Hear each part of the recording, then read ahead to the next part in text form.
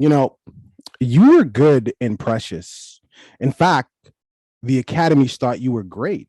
She won an Oscar for that, right? Did she?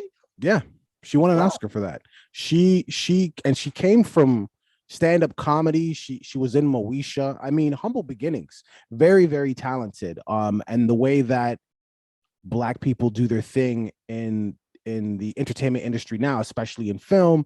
Tyler Perry, Oprah's got her own production company. You'd think that the roles would just be overwhelming, right? But no, no, not at all. She works, but just not as. And she won an Oscar. You would just think she'd be busy all the time, but she's not. And why? Because she doesn't play ball. And depending on what side of the fence you fall on, you might say, all right, well, Monique is just standing up for the down and trodden, like, the underdog. If she sees injustice, even if it doesn't pertain to her in the film industry, she's going to say something, even if it puts her in a worse off position. And if you let Monique tell the story, this is what has happened. She's been blacklisted when she stands up for other people. Look, she did some show. You guys seen the video, and she went off on DL Hughley of all people. Monique is very pro-black, especially when it comes to this industry. DL Hughley, the execs, they're fighting the same fight. Why are you going after this brother? Because you weren't a headliner, or wasn't? I know you guys heard the video, but I'm just gonna read. I'm just gonna read literally what she said again. That's what the motherfucking contract says. Monique is supposed to be the last motherfucking person on the goddamn stage. She is the headliner. That's what I signed the contract for. What kind of real nigga would ever attack a goddamn Black woman? She said she feels sorry for his wife. Nigga, your name is DL. What the fuck does that stand for? How far are you bending over, nigga, on the DL? Um, there's just more. I'll keep it short. I know I'm very long-winded, but as a matter of fact, I'm not even gonna read all of it. DL responded, and more or less, DL said, Monique, it seems like everybody else is the problem except you. My whole long tirade and buildup was just to say what DL said in like one sentence. Everyone else is the problem except Monique. I mean, she's one of these people that she just cannot get out of her own way. You ever see those people? They're so talented. You're like, you're going to be great. But they just, in the process of their ascension to greatness, they just keep fucking up, doing unnecessary things. Right. Right. But at the same time, if she is fighting the good fight, I mean, are you mad at that? I don't know, man. Sometimes I don't really believe what Monique be saying, but at the same time, it's the industry, so I kind of believe it. Well, you know what? First of all, I appreciate you apologizing for how long your tirade was and then continuing Oh, you know I'm going to do that. and then continuing after. That's amazing. But when it comes to Monique, it's funny because I just seen, I think it was a post or something, a story where 50 Cent was giving her an opportunity to act on one of his TV shows or something that he's doing. And he was putting it all over his Instagram, how, she's back. She had her costume, her outfit for the show on. She was in full character and everything like that. And it's funny that just as soon as that happened, here she goes again, coming out attacking somebody else. Like it's not even that she's her worst enemy. I believe that it's just for some people, they just don't have the ability to just pick and choose their battles, right?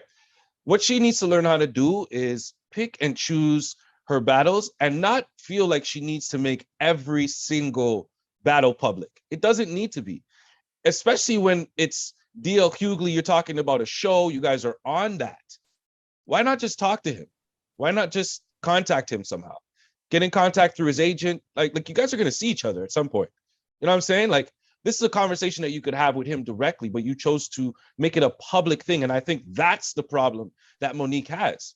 Besides the fact that she can't keep her tongue closed or hold you know, if she has something to say, it's boiling inside of her. She has to say it. Instead of being able to hold that in and turn that down to a simmer, she wants to make everything loud. And when you do that in an industry where this person might know this person, or this person might be friends with that person, you're not only burning the bridge with that single person, but you have to understand that all the other people that are around them that you could be burning bridges with. And this is why she got to the point where she was at, where she was blacklisted. And even when she's blacklisted, she's still blaming everybody else. She doesn't see how she played a part in putting herself there. So, you know, for Monique, it's one of those things where it's something that, you know, you want to help her, you want her to do well because she's great, she's hilarious, she's a great comedian, right? She's a great actress, you know what I'm saying?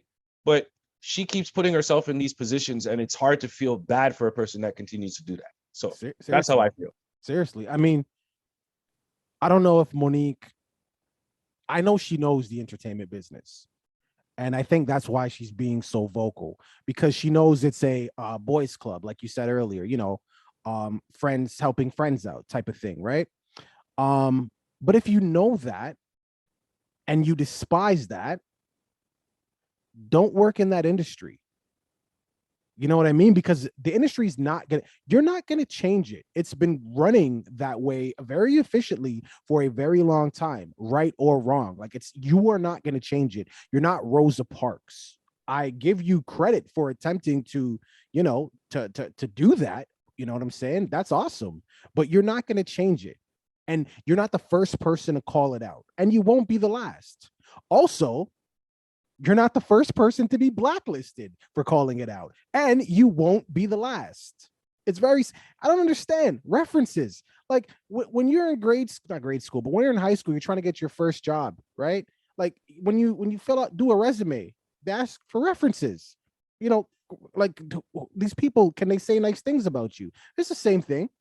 When you go to work for a production company, if they're saying, oh man, Monique was super talented, she did a great job at her, but she was a nightmare to work with. What do you think? You think that the next production company is going to be like, well, we need somebody to play this role. Monique was great. Let's just hire her. No, they're going to dig. They're going to call up that, hey, how was she? Probably don't even have to do that because people are whispering. So Right. they don't want to work with you because you're a nightmare. It's that simple. Like, I don't understand what people got to put their nose in other people's business. You're not Superman. Superman is a fictional character. I'm not saying there isn't a time and place for that, of course, but this is work. You work, I work. Imagine going to work and imagine going into viewing public. Imagine going into your job that you need to pay your bills, and your boss is being an asshole to somebody else. What are you going to do?